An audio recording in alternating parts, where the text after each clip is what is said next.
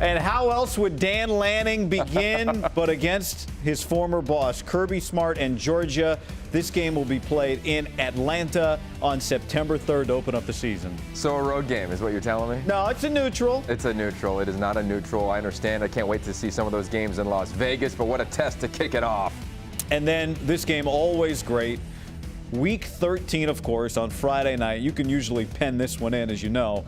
Oregon State and Oregon. Dan Lanning will have a lot between then, but that'll be his first big Oregon State rivalry game to close out the season. You see the asterisk, see, Yogi? The graphic agrees. Yeah. It's a neutral site against Georgia. Eastern Washington, BYU is that Week 3 home game.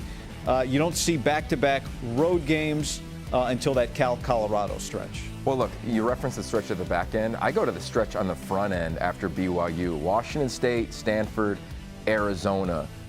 You look at those games prior to having a bye before UCLA, that's a sneaky stretch, right?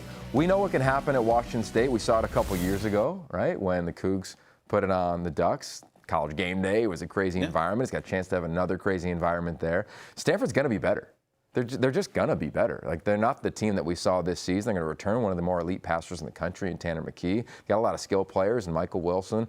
Their offensive line is going to be improved. They have the #1 recruiting class in the Pac-12 right now. So I look forward to watching that game. And then at Arizona, we'll see how that thing shakes out. It was obviously competitive last year. And then after their bye, and I think Oregon's got a chance to be undefeated. Yes, Georgia fans, I said that. I think they got a chance. They've got, to me, the most amount of talent returning on their roster right now of any team in this league.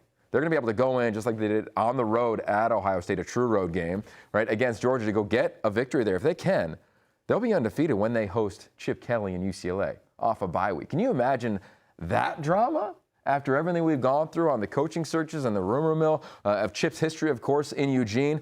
I love that game for them, but their schedule is a challenge. You look at their last couple, you referenced it. UW, Utah, yes, they get them at home, and then at Oregon State on a short week.